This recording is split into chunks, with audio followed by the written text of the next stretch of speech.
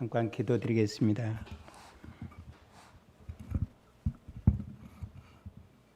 하나님 아버지, 은혜와 사랑을 감사합니다.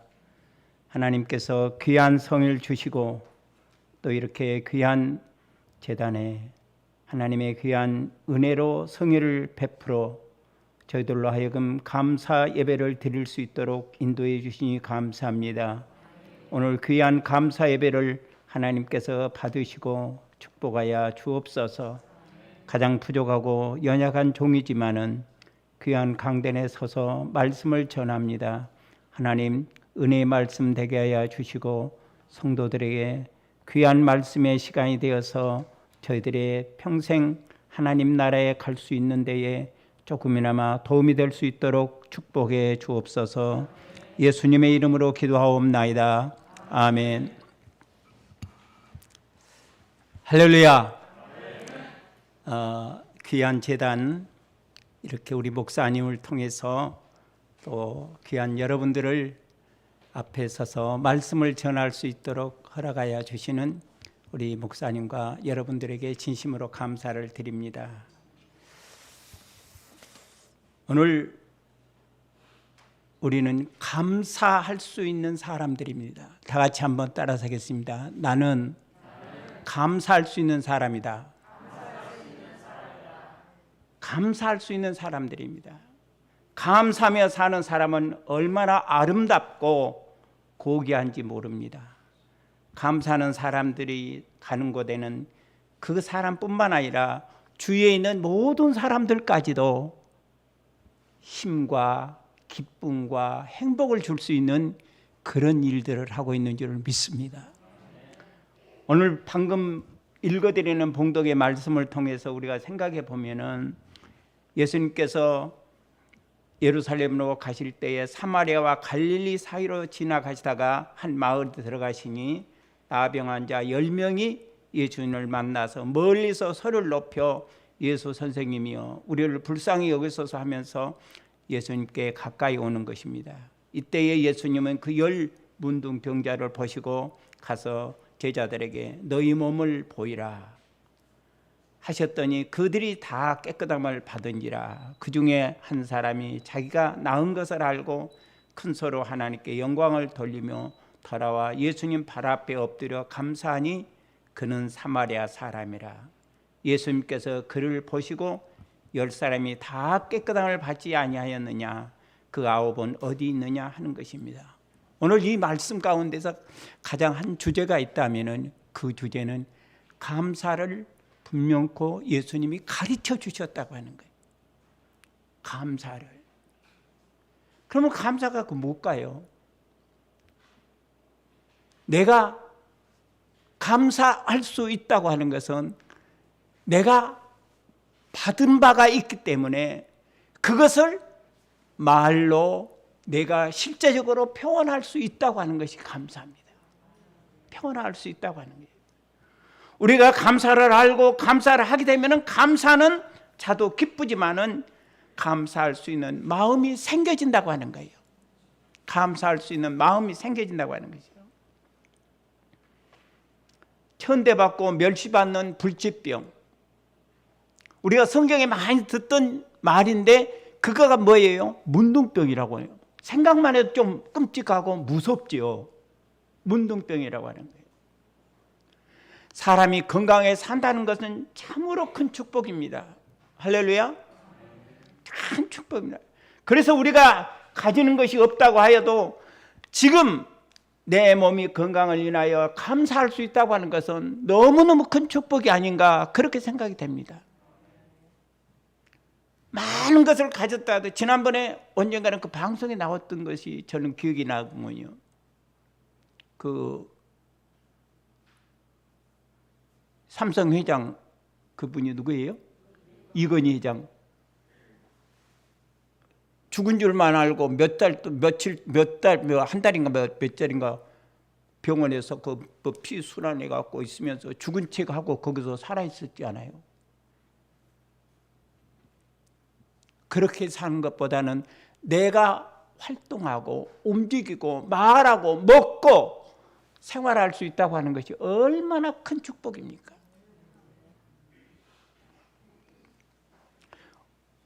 우리나라는 국민건강보험이 잘 되었습니다.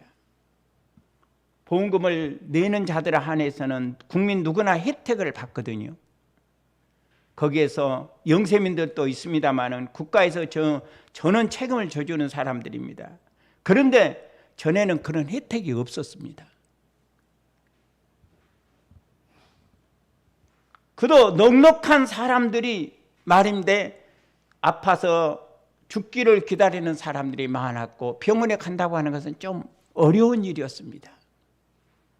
그러나 요즘은 몸만 조금 열이만 있어도 아이고 병원에 가야 된다. 그렇게 하지요.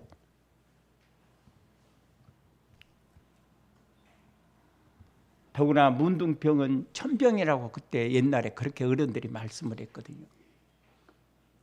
아무리 귀한 가정 식구 아버지가 되든 어머니가 되든 자식이 되든 단절을 시킵니다. 그리고 저 들에나 깊은 산속에다가 추방시켜버립니다.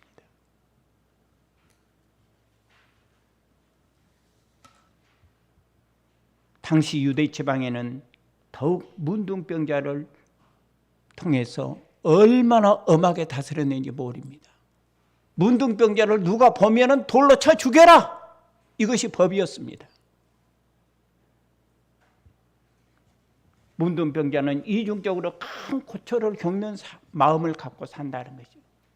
몸의 병으로 아픈 상처도 말할 수 없는 아픈 상처인데도 돌로 쳐 죽이라니요. 말할 수 없지요. 마음의 상처는 이만저만 아니겠습니다. 지금은 이런 병들이 없습니다. 많이 없어졌어요. 엊그저께 얼마 전에 우리 담임 목사님께서 문자를 보내면서 이 아이가 필리핀에 있는데 이 아이가 나병 환자입니다. 한국에 와서 고쳐달라고 했는데 한국에는 약이 없대요. 그래서 다시 어떤 의사와 연결을 해가지고 가서 했는데 19살 먹은 아이입니다.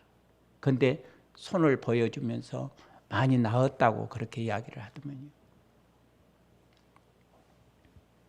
우리나라도요 크게 전염병이 많았습니다.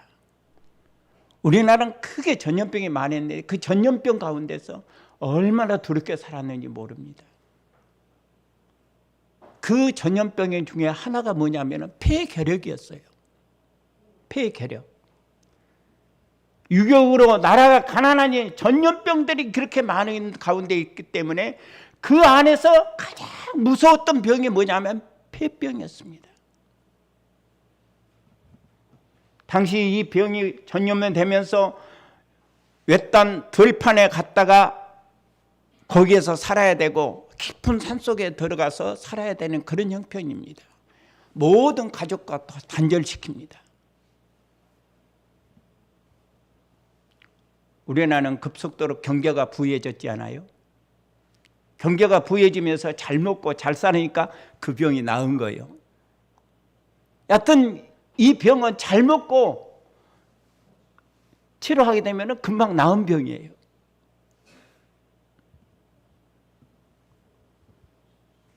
저는 80년도에 이 병이 들었습니다. 80년도에 이 병이 들었어요.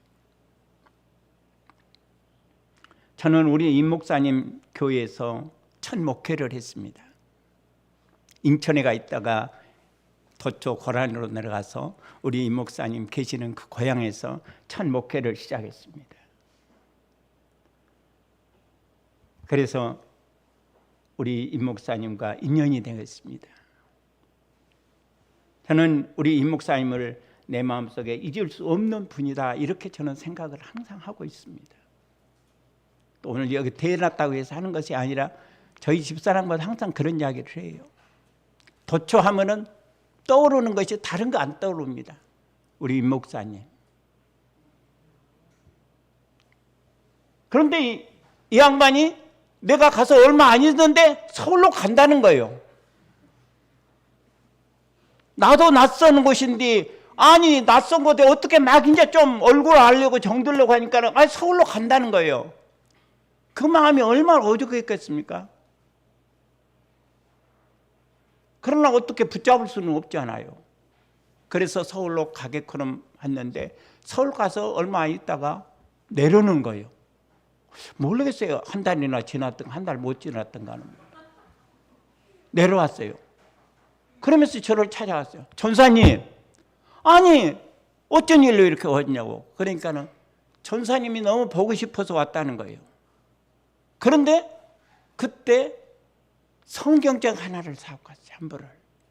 성경책 한 부를 사갖고 와서 내가 이것을 전해드려야만 되겠다. 그 마음을 생각하고 다른 일 다 대쳐놓고 성경책 그거 하나 들고 찾아 내려오는 거예요.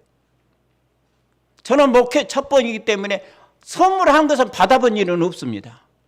그런데 그때 목사님이 그거를 나에게 주면서 목사님 너무 보고 싶고 너무 그리워서 내가 목사님한테 이걸 전해드려야만 되겠다 생각하고 이거 가지고 그냥 왔습니다. 얼마나 감격스럽고 마음이 정말로 감명인지 견딜 수가 없어요. 그리고는 또 그냥 또 올라간다 하네요. 그래서 저는 그거를 들고 정말로 손에서 달아지도록 그 책을 보았습니다. 그래서 너무 달아지고 낡아지기 때문에 이것을 꼭 갑오로 놔둬야 되겠다 이렇게 생각을 했는데 너무 낡아갖고 더 이상 오래 둘 수가 없었습니다.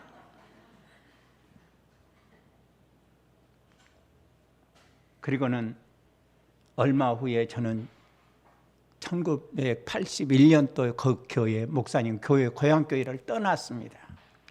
고향교회를 떠나서 제가 다른 교회로 갔습니다.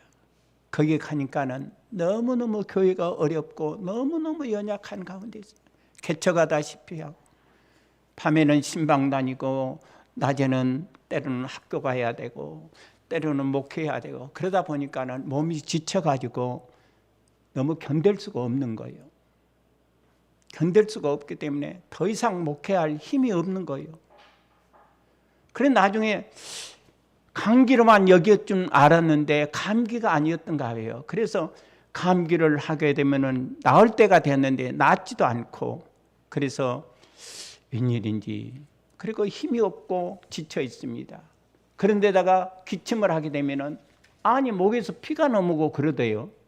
아 이제 감기가 너무 심한 것이구나. 그렇게만 생각을 했죠.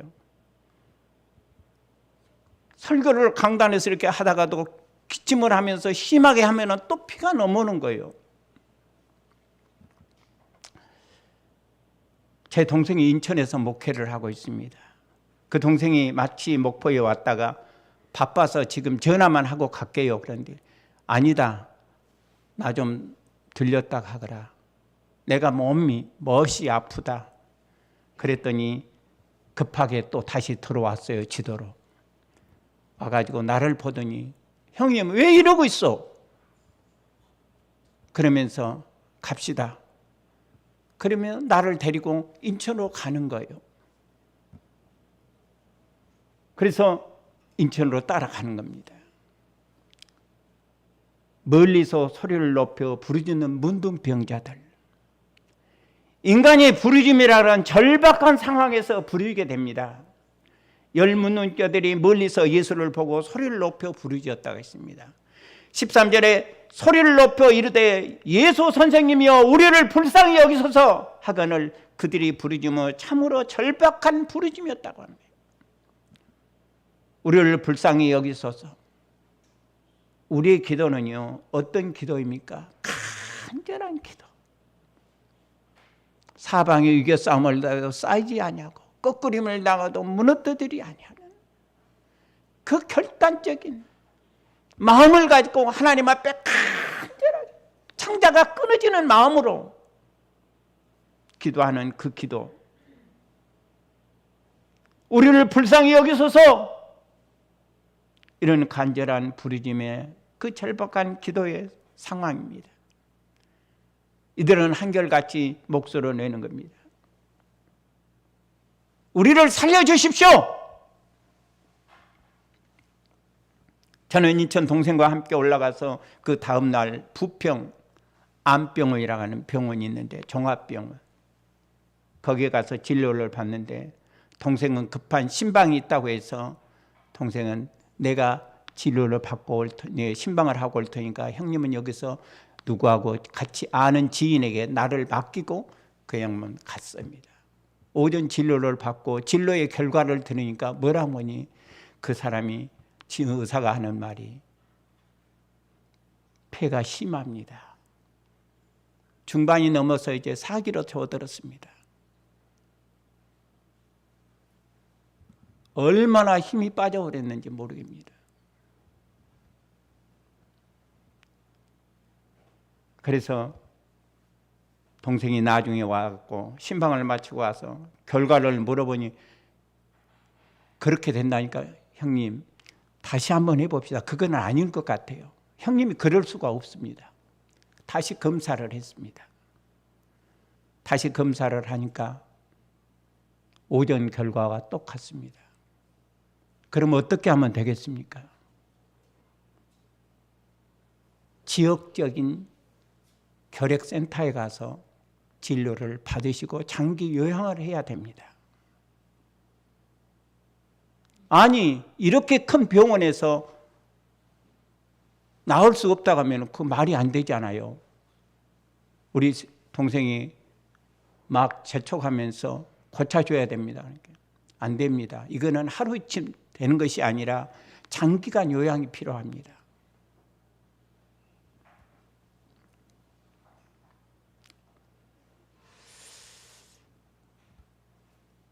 그래서 저는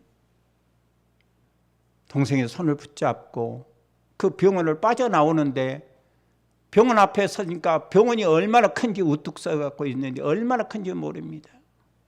그 병원을 바라보면서 이렇게 큰 병원에서 내 병을 못 고친다니 하늘이 빙 돈 것 같아. 아내에게 목포로 내려간다고 하는 전화를 하고는 저는 이제 버스를 타고 내려오게 됩니다. 정신적으로 지쳐있지요. 배가 무엇을 마음대로 먹지 못해서 배가 고파갖고 먹지 못해서 지쳐있지요. 정신적으로 위축을 받아서 지쳐있지요. 겨우 버스에다 몸을 싣고 내려오는 겁니다. 내려오면서 하나님께 기도했습니다. 하나님, 내가 목회를 한다고 나섰는데 내가 잘못된 것 아닐까요? 하나님 좀 나를 살려주시면 안 됩니까? 그리고는 아내에게 부탁하고 목포에 도착하니까 아내가 벌써 와 있어요.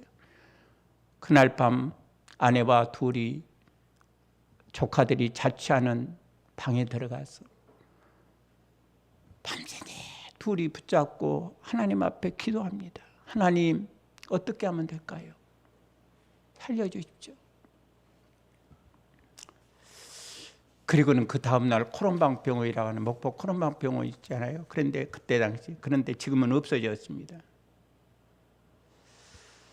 가서 보니까는 그 결과적으로 인천에 하던 병명과 코론방에서 하는 병명과 똑같습니다. 그래서 뭐라는 거니? 휴양을 해야 되겠습니다. 나는 휴양 못합니다. 왜요? 내가 목회를 하는데 어떻게 휴양합니까? 아니 건강해야 목회가 되는 거지 건강하지도 못하면서 어떻게 목회를 한다고 합니까? 휴양해야 돼요. 안 됩니다. 약만 처방해 주십시오. 큰일 납니다. 안 됩니다. 그리고 겨우 이겨서 약을 처방받고 그날 저녁부터 저는 그랬습니다. 여보, 나 교회 강단에 가서 자리 펴놓고 거기에서 내 생활할 테니까 내 병이 낫기 전에는 내가 집에 들어오지 않는다. 그렇게 생각하고 거기서 짐을 다 정리해서 거기에 강단에다가 살 수 있는 여건을 만들어 놓고 거기에서 기도하면서 살았습니다. 한 3개월 동안 살고 있는데 어느 날 새벽에 기도를 마치고 집에 가서 방 안에 좀 쉬었다 하니 생각이 들어서 좀 스르트 갔다 와야 되겠다. 몸도 춥고 그러니까. 근데 들어가 보니까는 아이들이 새벽 기회에 분잠에 흠뻑 빠져 있습니다. 그 곁에 가서 아이들을 딱 바라보면서 그 곁에 앉아 있으니까 이 아이들을 어떻게 할까? 만약에 내가 죽은다면 이 아이들을 어떻게 가르치고 어떻게 먹여 살릴까? 생각하니까 막 가슴이 터지면서 눈물이 흘러나오면서 견딜 수가 없는 거예요. 참으려고 해도 참지가 못하고, 그래서 그 아이들을 자리를 다시 일어나서 하나님의 교회, 내가 다시 교회로 들어갔습니다. 교회에 들어가서 새벽 기도는 다 마치고 다 성도들은 가버렸는데, 그때에 저는 거기에서, 그 당시는 의자도 없었습니다. 교회 앞에 여기 와서 하나님, 아버지,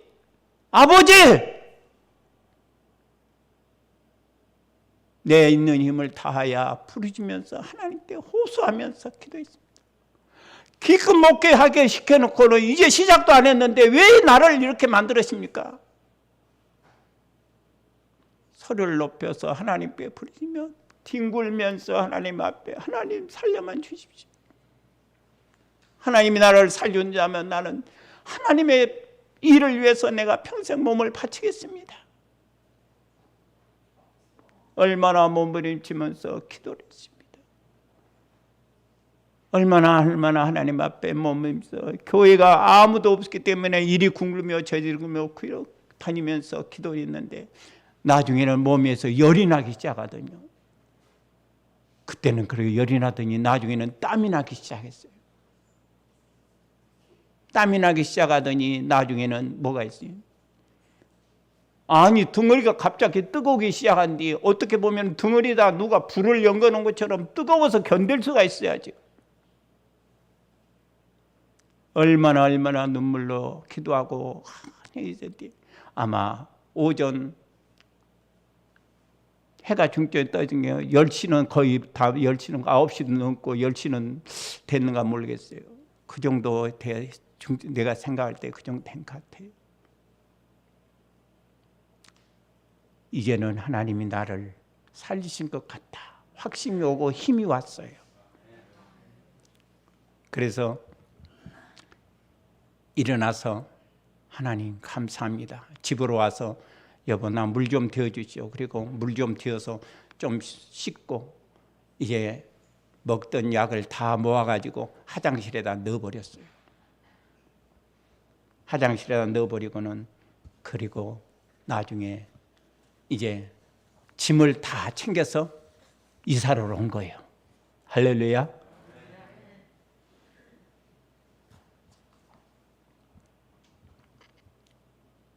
(14절의) 말씀을 통해서 우리가 보면은 이르시되 가서 제사장에 내 몸을 보이라 하였더니 그들이 다 가서 깨끗함을 받은지라.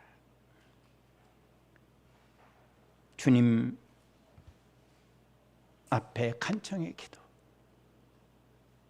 주님께서 십자가를 놓고 기도하셨지요. 주님의 몸에서 나오는 땀과 그 땀에 대한 그 눈물이 땅에 떨어지니 피와 같이 붉었더라. 저는 그 마음으로 하나님 앞에 부르짖었습니다. 그렇게 부르짖었더니 하나님께서 연약하고 부족한 저의 기도를 들어 응답해 주신 줄을 저는 믿습니다.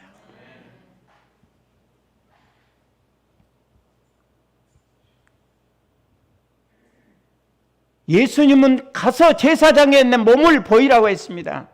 이들의 실천하기 위해서 어려운 일이지만은 예수님의 말씀에 순종했습니다.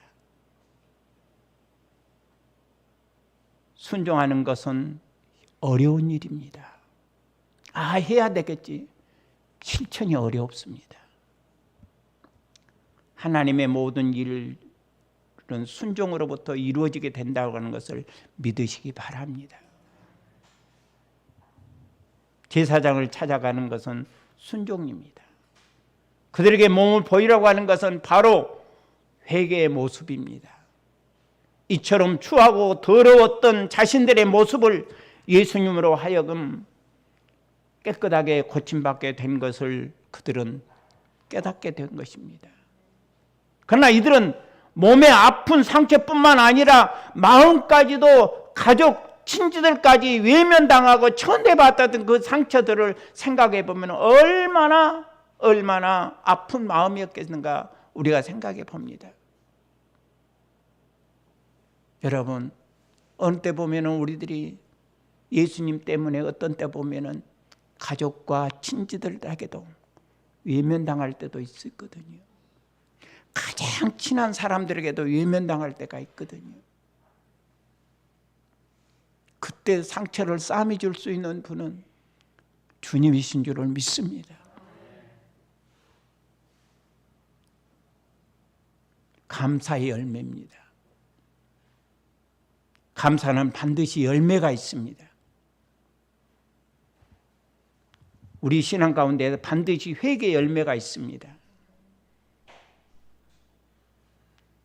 감사 열매는 내가 하나님으로부터 받은 은혜에 감사를 많이 하실 수 있는 그런 귀한 삶이 돼야 된 줄 믿습니다. 10사람 가운데서 한 사람은 찾아와서 감사를 하였는데 9사람은 오지 않았습니다. 9번 감사하지 않았습니다. 감사의 열매를 맺지 않았습니다. 예수님은 그들이 어디 있느냐? 이 말씀은 왜 감사하지 않았느냐 하는 말씀입니다. 감사하지 않는 자들이 어디 있느냐 하는 것입니다. 우리가 감사할 일이 있는데도 감사하지 않으면 예수님은 무척이나 섭섭하신다고 하는 거예요. 감사할 수 있는 성도들이 되시기를 바람하지 않습니다. 골로새서 3장 15절로 17절에 그리스도의 평강이 너희의 마음을 주장해 가라. 너희는 평강을 위하여 한 몸으로 부르심을 받았나니 너희는 감사하는 자가 되라. 그리스도의 말씀이 너희 속에 풍성히 거하여 모든 지혜로 피차 가르치며 권면하고 시와 찬송과 신령한 노래를 부르며 감사하는 마음으로 하나님을 찬양하고 또 무엇을 하든지 말에나 일에나 다 주 예수의 이름으로 하고 그를 힘입어 하나님 아버지께 감사하라. 감사하겠습니다. 저는 마음의 3가지를 품고 있습니다. 그 첫째 하나는 뭐냐면은 하나님 감사합니다. 죽을 몸을 살려서 주신 것에 대해서 너무너무 감사합니다. 제가 그때 하나님께서 나를 살려주지 아니었다면 제가 어떻게 목회하겠어요?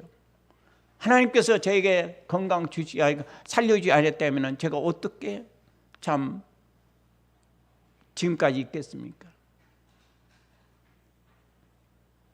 하나님께서 저를 살려주셔서 정말로 하나님 감사합니다. 그 감사하는 마음을 늘 잊지 않고 마음에서 하나님 덕분에 나는 살아있습니다. 아침에 자고 일어나면 하나님 오늘도 하나님 덕분에 내가 은혜로 눈을 떴네요. 오늘도 살게 해주시니 감사합니다. 두 번째는 하나님